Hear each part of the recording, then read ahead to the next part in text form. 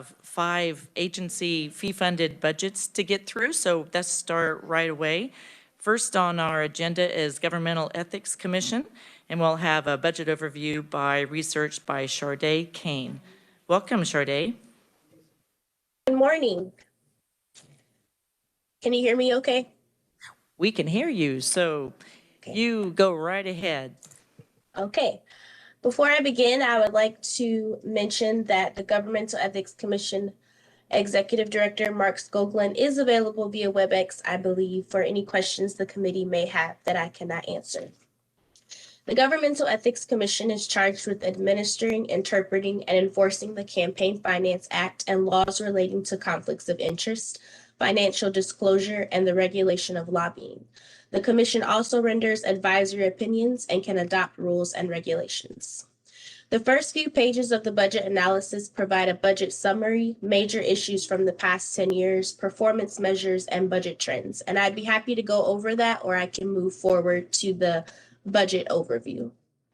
Why don't you move to the budget overview? And we do have Mark with us in the audience today if he would like to chat with us about anything that you said, but you go ahead and do the budget in interest of time. Thank you. Okay, you're welcome. The 2020 legislature approved a state general, I'm on page 9. That's where we'll begin.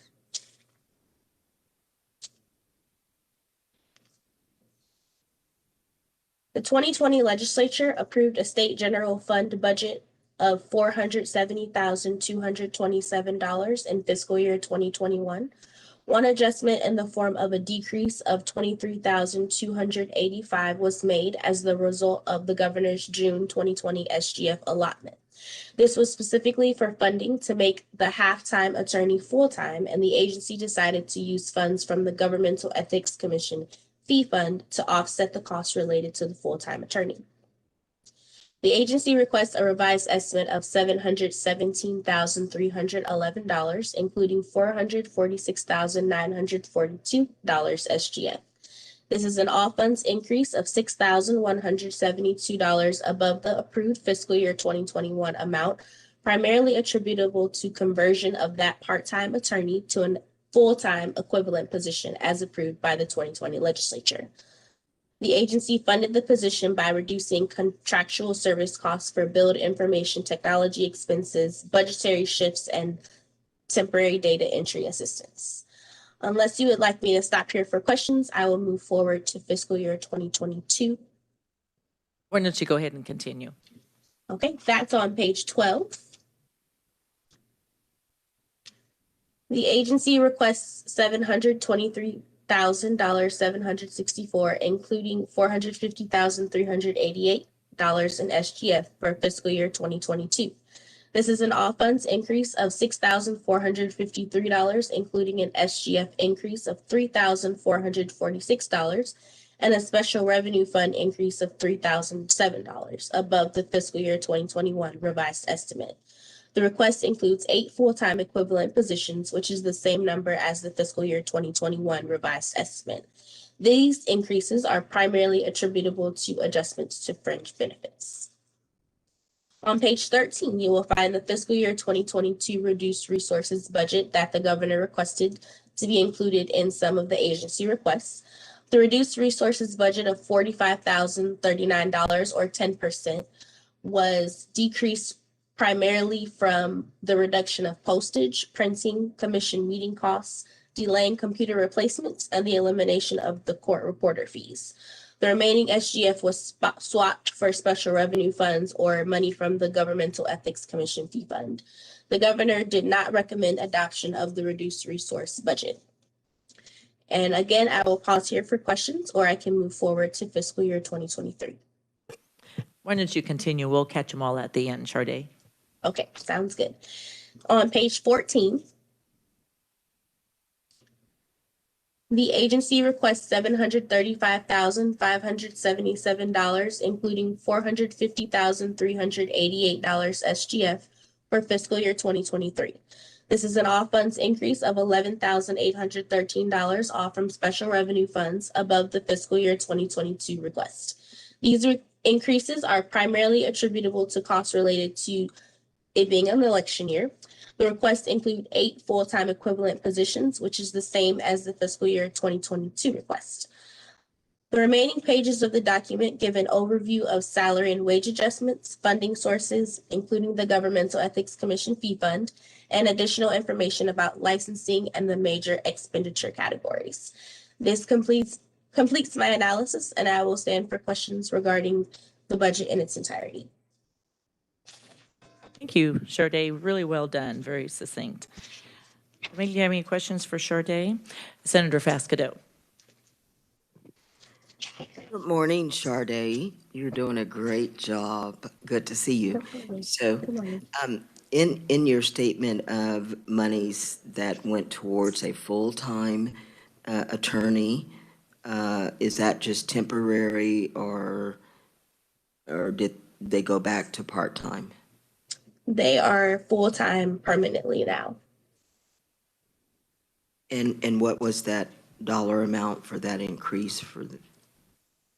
I believe it was about $20,000, and for fiscal year 2021, the agency is going to use money from the Governmental Ethics Commission fee fund. However, moving forward, it will be in the state general fund money. Senator Fascadeau, Senator Francisco. Thank you, Madam Chair. And thank you for the analyst. My question would be, why is the department predicting a decline in revenue? And I'm looking on page 18, where, I understand it would change depending on if it's an election year or not an election year. Every year now is an election year, but depending on if it's statewide elections. But I'm wondering why you're predicting that decline, and then what is the concern you have for a decline of over 50% in the ending balance? Part of the reason for that decline is that the agency does not budget penalties within their predictions on what's coming in the future. So a lot of the discrepancies would be from that. And to my understanding, the agency is not concerned about that discrepancy because of that reason. So that helps explain the revenue, but what about the change in the ending balance from $350,000 to $154,000? This is again on page 18. Yes, I think I understand your question, but just to clarify, you want to know about the expenditure part of it, not the revenue part. So the expenditure piece would also, if you look at the less expenditures part for agency and for 2021 in general, it's 270, and then it goes up to 273 and then 285. So it's not as much of a gap between the number that they are spending for each year. The only difference is the actual revenue coming in. That's on the line to the revenue line is where the major jumps are. Senator Francisco. Thank you, Madam Chair. I don't know that we need to take any action this year, but I think that this is something we'll want to pay attention to, because if the fees have to be raised, then that would take legislative authorization. Okay, I don't see any other questions. Mark, would you have anything to add to that to help the committee, and you accept the governor's recommendation as well?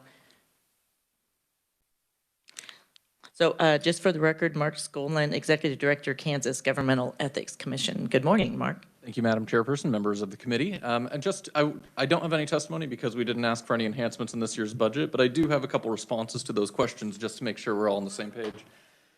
With regard to the full-time attorney, this was something that was requested in last year's budget cycle and previously approved. There was extensive debate about Having that full-time attorney, and thankfully, especially due to our current and ongoing investigatory caseload, as well as substantial increases in advisory opinions that are going to be requested, it is very, very nice to have a full-time attorney in the office when we definitely have over 40 hours a week of attorney work to be done. So we definitely have appreciated that change.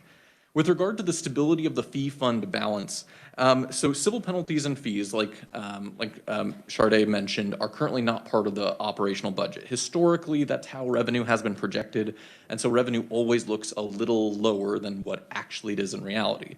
There's a legitimacy reason for that, is that an ethics commission should certainly not rely upon fining people and issuing fees, and certainly we don't operate that way.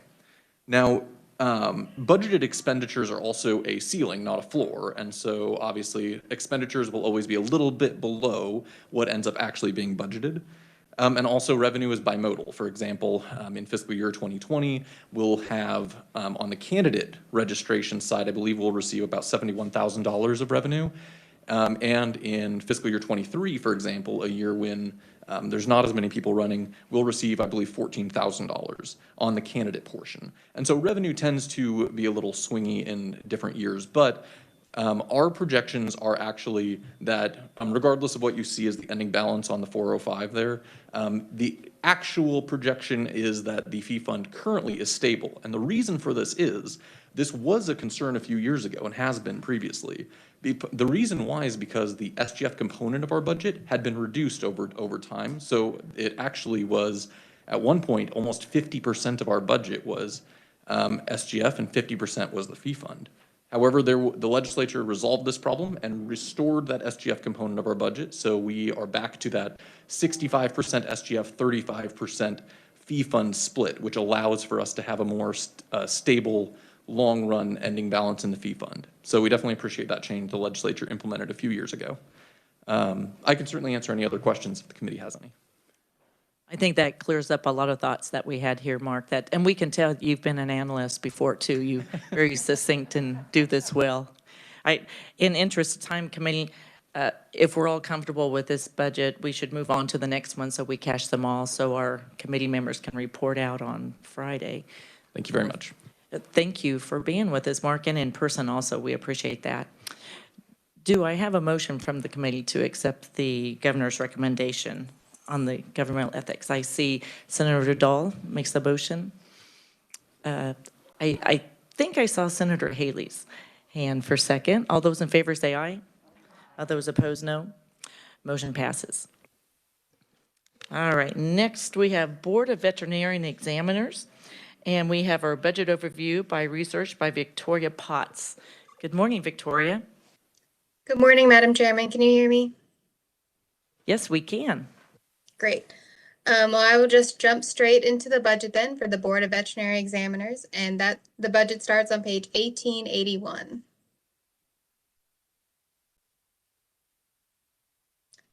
So on page 1881, I'm looking underneath the box. The agency estimates a revised 2021 expenditures of $340,000, all from special revenue funds, which is a decrease of about $14,000 below the approved amount. And the majority of that decrease can be found in contractual services bullet on the right-hand side of the page. And that decrease is due to decreased expenditures on travel, computer services, and postage. And I'll turn the page to page 1882. Right above the box, the governor has concurred with the agency's revised 2021 estimate. The agency did request one supplemental for about $3,000, all from federal funds, so that's all from CARES funds. And those funds will be used for personal protective equipment, telework equipment, and some costs to enable the inspector and the investigator to work from home during COVID. And again, the governor did concur with that supplemental request. And I'll just go ahead and move on to fiscal year 2022 on the next page.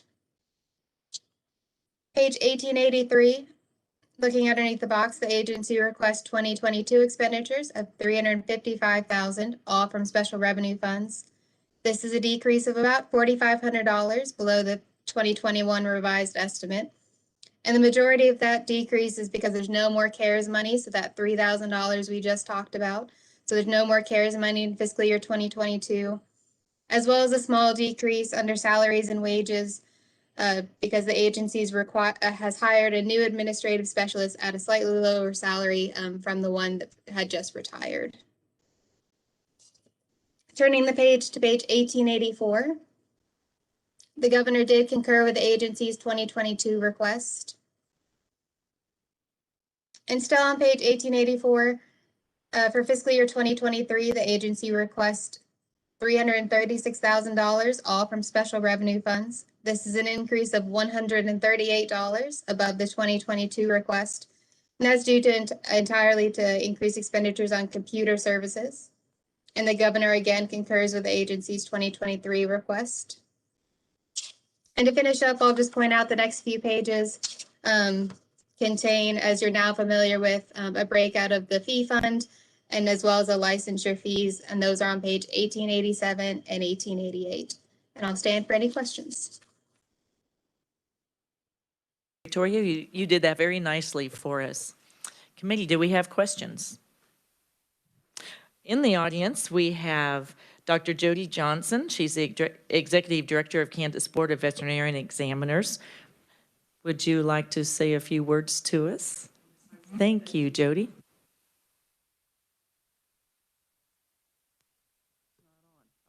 Thank you. I would like to thank our staff because of their ingenuity.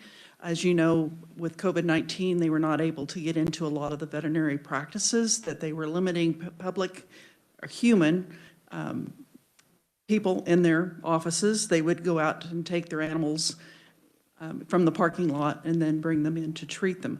So our investigator who goes out and investigates complaints, and also our inspector who is inspecting the premises, had to use their ingenuity and learn new technology in being able to virtually inspect and also take interviews from complainants and veterinarians and staff members if there was a public complaint. We did have 69 complaints this year that we have investigated, which is a little bit over what we had last year.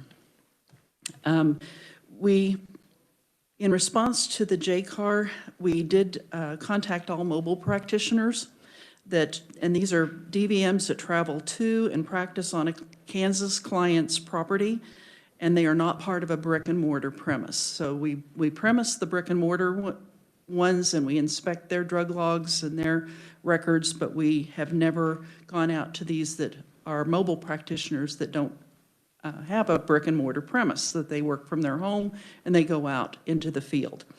We are right in the process of accepting these mobile premise applications right now, and we will be auditing their controlled drug logs and patient logs. And they, of course, are going to be assessed a $75 fee. There's approximately 70 of these. And we have about 8 of our veterinarians that have already paid that fee before the June 30th deadline. So on that one. Last year we had 2,683 veterinarians renew by June 30th. And just June 30th is our deadline. With the governor's executive order 19, we were not able to assess any late fees. So we lost approximately $10,400 in late fees. We had 104 veterinarians that didn't meet their deadline in 2019. In 2020, we had 445 that did not meet their deadline. These veterinarians gradually paid their fees, but we still have 30 veterinarians that have not renewed their licenses. We cannot terminate them. We continue to push that expiration date forward a month at a time. Right now, it's 90 days. According to Executive Order 19, it's 90 days past the end of the declaration of an emergency. So we have veterinarians that are out there that are practicing technically without a license because they've not paid their fee for last year. And we can't terminate them. We have to continue to allow them to practice. And so I'm going to be talking to Representative Patton trying to see if there's a way that we can end this so that we can get those certified letters out indicating that these veterinarians have been expired and their licenses have been stopped. We also have 21 veterinary technicians that have not renewed. 15 of these are in Kansas. And again, we have to go ahead and extend those registrations that we, by Executive Order 19, we cannot terminate them. So we have there, again, we're at a catch-22 because if it's, you know, you've pushed the emergency date to March 31st, so that means it's the end of July or end of June is the 90 days, which means that's the end of the expiration for this year's license. So we have a kind of a catch-22 here that I would, and I know that the Kansas Board of Veterinary Examiners is not the only licensing agency that's having this issue. And so I would just want to bring that to your attention. Thank you, Jody. And in fact, we have the chairman of Judiciary on our committee, Senator Warren, so this is good information for our committee that several of us go to right at 10:30 for that too. So thank you for that update. It's always interesting what we learn in our quick budgets that we're doing. Do we have any questions? We have a couple minutes left. Senator Fasquedo. Thank you, Madam Chair. So what were some of the complaints that you heard from, I guess, customers? What were some of the complaints? And so to the licenses that you mentioned, are those veterinarians required to do training or recertification? They have 20 hours of continuing education they're required to do.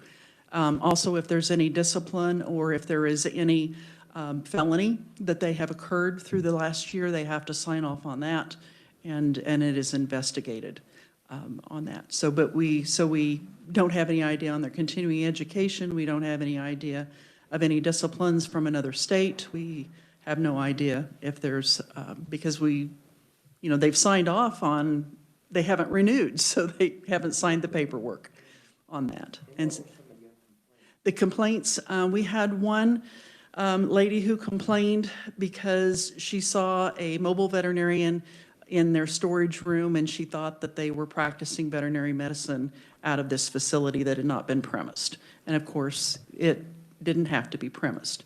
We had one internet complaint that on a registered veterinary technician that she was calling herself a veterinary nurse.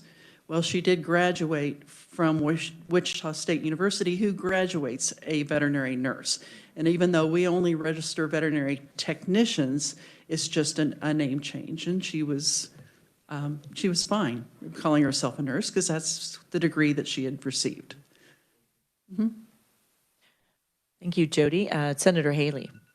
Thank you, Madam Chair. And thank you for the presentation today. I kind of follow up to Senator Fasquedo's question. Do you have an opportunity or do you interface with many, say, drug complaints like with the board? We haven't heard from pharmacy yet. Yeah. But in terms of your veterinarians, the overlap with the drug complaints that they have been issues of what would be prescriptions or other matters? Yes. Face with that with pharmacy or? We do. We have our inspector or investigator contacts the pharmacy board investigators if there's an issue. We had an issue that just occurred with Mitchell Veterinary Supply, actually selling an antibiotic and prescribing, basically without a veterinarian and without a valid VCPR, the veterinary client-patient relationship. And we did contact the Board of Pharmacy on that. They had complaints, so they thought that they had everything under control with Mitchell Veterinary Supply 7 years ago, but evidently they've slipped back into old habits and we're actually prescribing a fish antibiotic to a dog. Prescribing a what? I'm sorry. Fish antibiotic, an antibiotic that was over the counter that could legally be given to fish in aquariums, but they were actually prescribing it for a dog. And the lady paid for it, and of course it didn't work. The dog had a fungal infection and the antibiotic didn't work on it. And so she put in a complaint. And just to, Madam Chair, just go down, the use for veterinary prescriptions often with humans. I mean, there have been allegations of the misuse of prescriptions for human consumption. Would that come under your province, or is that more from pharmacy? It is illegal. It is illegal. It is illegal for a veterinarian to prescribe for a human. And are there any such complaints that have reached your office? We know it's illegal, but have they reached your office, or would they generate that from some other source? Right now, unless there is a complaint that is made against that veterinarian, we have no way of knowing what they're prescribing. Their logs show us that they're prescribing to, animals. And when we check their logs, it has to be a complaint, I'm sorry, for us to investigate. Thank you for that, Jody. I think we should move on. We have 3 more to do. And Victoria, could you make a note in your records for the report of their situation that they mentioned, so that our committee members can report that to the full committee, just noting it? I will, Madam Chairman. Okay, thank you very much. And thank you for being with us in person, Jody. Do I have a motion to pass this out with the governor's recommendation? And Victoria will make the notes. Okay, Senator Francisco? So move. And I have second? Senator Warren seconds. All those in favor, say aye. Aye. Opposed, no. Motion passes. All right, our next 3 are all going to be handled by Saylor Sinclair. Budget overview on Board of Accountancy. So Saylor, you have the rest of the time, and it's 10 o'clock. So welcome to the committee.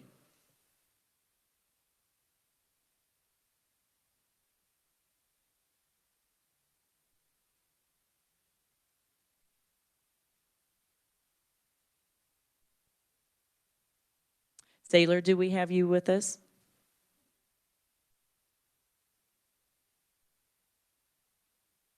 Do we have Julie Thomas with us? Chairwoman, this is Julie Thomas with the Division of the Budget. Good morning, Julie. How are you? Good morning, I'm fine. I know our researchers are running from committee to committee, and we put Saylor to the last. Are you able to do what he does, or shall we wait for him or try to move on to the next 2? Oh, I don't want to take Sailor's thunder. I think he would do it Okay. fine, but Okay. you could probably talk to the executive director while you wait for Sailor. Okay, Saylor's on. Okay. And do we have the executive director? I don't have on my sheet. Do we have the executive director of Board of Accountancy? Madam Chairwoman, this is Susan Summers, and I'm appearing virtually. Well, good morning, Susan. Are you prepared to do the budget overview? Well, from my perspective, I am, and I appreciate you understanding my appearing virtually today. I am in phase 2, still awaiting my vaccination, and I have a 93-year-old father that, even though he still lives at home and is fully functional on his own, he still relies on me for a lot of things. So it's imperative that I stay as healthy as I can, and I appreciate y'all understanding that. What you have before you is our budgets for 21, 22, and 23. I won't get into the nitty-gritty of the dollars and cents. Basically, the 21 budget, there was an increase due to the fact that I had an employee that was hired through a temporary agency. And because of that, the money spent for that person doesn't come out of salaries and wages. And of course, there's no benefits. So there's a vast difference between the two. Then COVID hit. And then I hired somebody full-time through the state. So now there are benefits to be paid. So that's why there's a difference in that from 20 to 21. 22, there is a plan for me to retire. I'm saying this with a little tear in my eye. I will be retiring in the first part of 2023. So the budget has been adjusted in 22 and 23 to reflect us hiring a person to shadow me. for at least 6 months due to the fact that we are a very small agency. There's only 3 of us in the agency. So I carry a lot of the weight and the water for the agency investigations, just about everything other than processing applications. So we've got it in the plan to have somebody hired to shadow me for 6 months so they can hopefully learn everything that I know and can carry on once I leave. Other than that, there has been no change in our budgets. We are consistent with our revenues and our expenditures. We have dropped some in our revenues because the baby boomers are retiring. And when I say baby boomers in our world, it's anybody 75 and up, because accountants, CPAs typically work longer than most people do. They're like lawyers. And so in that regard, we do have a gene pool of about 300 that we anticipate will be dropping off in the next year and a half. But we do have others that are coming in. We have about 100 to 125 new people that come in a year. So we're hopefully going to, once this levels off, we'll stay on an even keel. So there's no need for us to increase our fees, which were increased in 2018. And prior to that, they had not been raised since 1999. So we were proud of that fact that we had gone many, many years without having the need to raise our fees. Other than that, I think that it's just business as usual. There's no surprises here. We don't have a car. We don't have any extraordinary expenditures. Our expenditures are basically salaries and wages and contractual services, as we have 2 attorneys on contract, because being the Board of Accountancy regulating certified public accountants and all things that go with that, you can understand we have a lot of cases that involve litigation. So we're fortunate to be able to have disciplinary counsel and general counsel. And with that, I'll stand for any questions.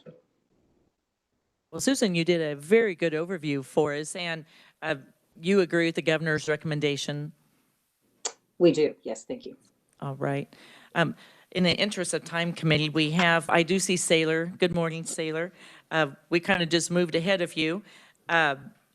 We were reviewing the budget in front of us on paper. Are you all comfortable asking questions off of this without Saylor's overview, or do you want to hear from Saylor? I think Susan did a nice job with her explanation. All right. And Susan, happy retirement early from us. Thank you. Thank you. It's bittersweet. Yes, I imagine so. And if there's no questions, committee, would I have a motion to approve this budget with the governor's recommendation? Senator Thompson makes that motion, second by Senator Fasquedo. And all those in favor say aye.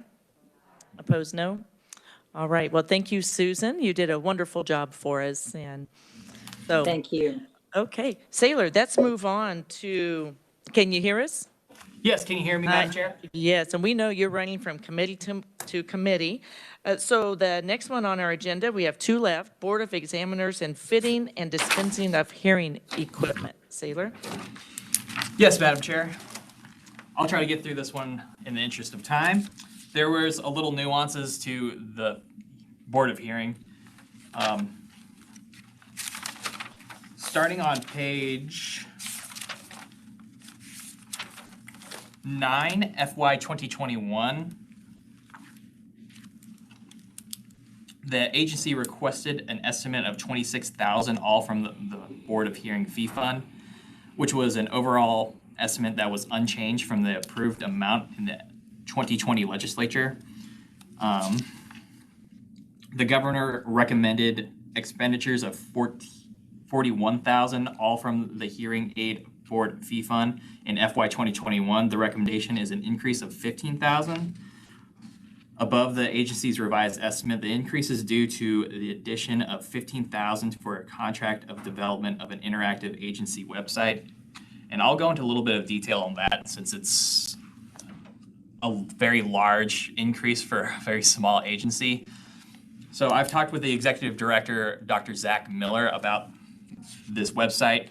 Currently, he's doing licensures for the Board of Hearing and those who practice in that art, all by hand and all by paper, and they mail it to him. He would like to have this $15,000 increase to make the current agency website more online focused. So you could do licensures online, apply for licensures online, cut down on costs for mailing on paper and costs associated with, physical copies. I can kind of stand on questions on that. If not, I will move to FY 2022. Let's move on, Saylor, then we'll come back to that if we have questions. All right. Turning to page 10, FY 2022, the agency requested $27,000, all from the Board of Hearing. This was an increase of $281. And turning to page 11, the governor recommended expenditures of $32,188, all from the Board of Hearing Fee Fund. This was an increase of $5,000. This $5,000 increase was again due to the new or proposed agency website that would deal with licensures online. I can stand for questions on FY 2022.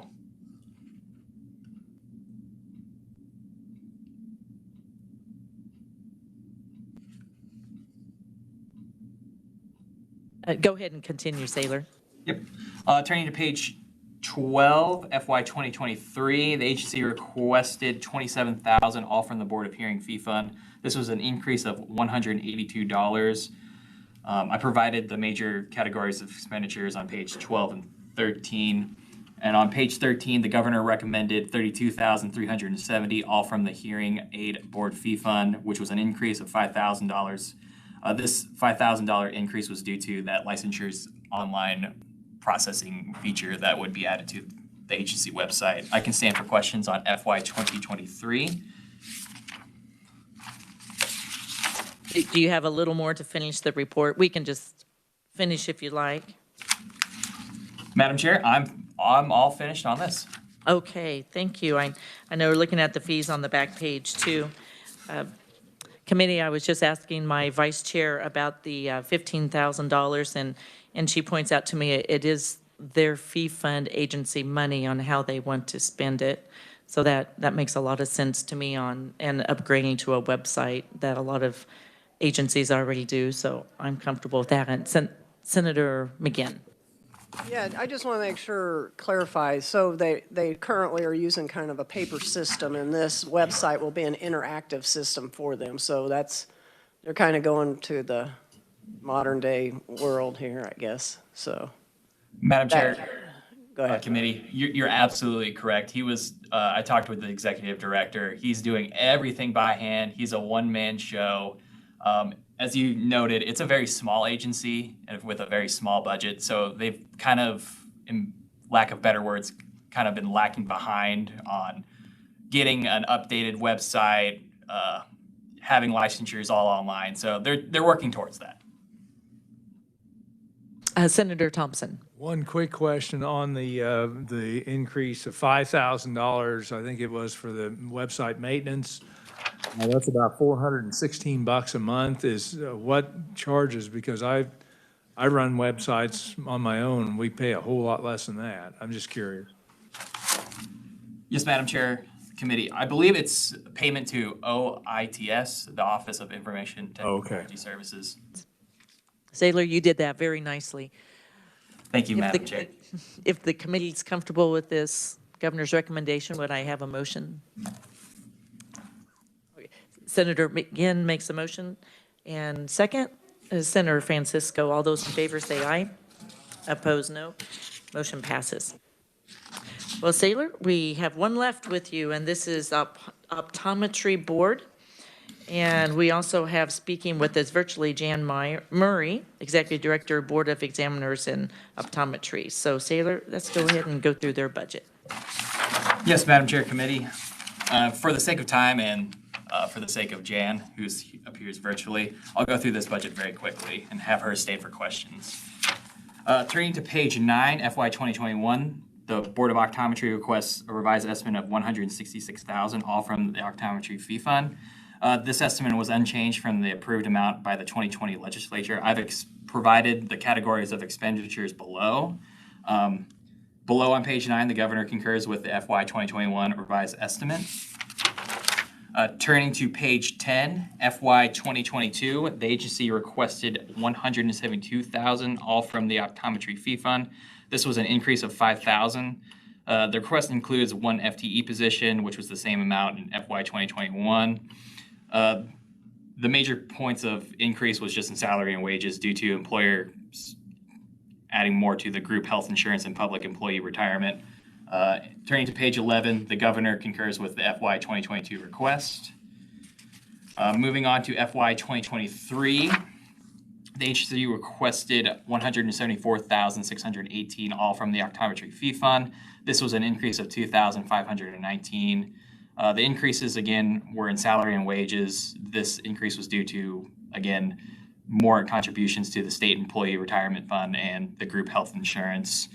And on page 12, the governor concurs with the agency's FY 2023 request. I can stand for questions on those 3 years. Any questions for Saylor? All right, let's see, Jan, are you with us? Yes, I am, Madam Chairwoman. Good morning. Good morning. Good morning. And I concur with everything. And if you have any questions, I'd be more than willing to answer any.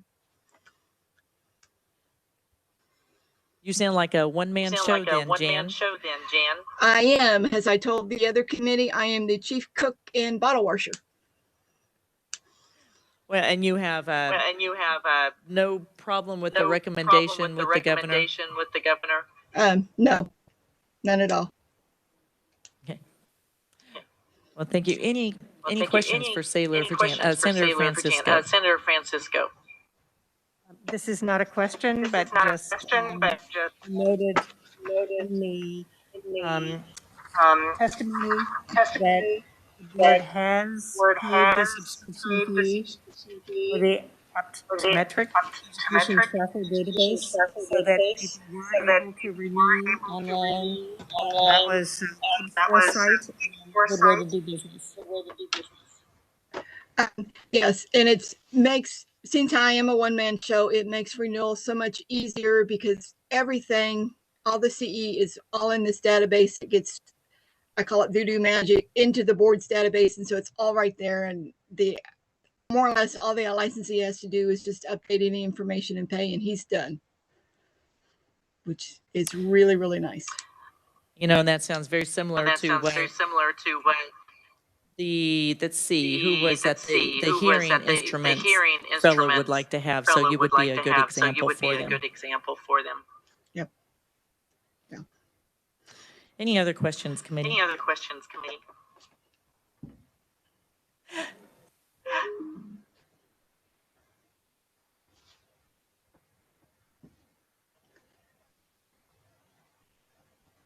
We're just having an echo in here, Jan. Oh. How about you mute yourself and we'll see if that takes care of our problem in here. Okay, so you're muted, Jan.